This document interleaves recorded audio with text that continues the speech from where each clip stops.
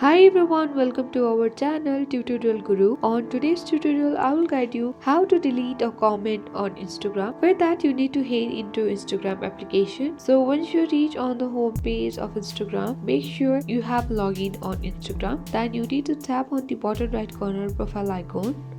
Once you get access on the profile page, you need to tap on the upper right corner three-line icon. Now tap on your activity on this expanded menu.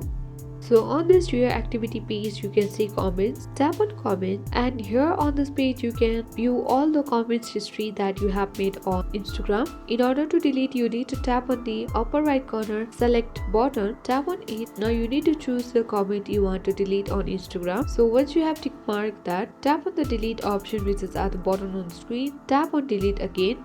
So following this simple and quick step, you can easily delete comments on Instagram. I hope you found this video useful. Thank you for watching.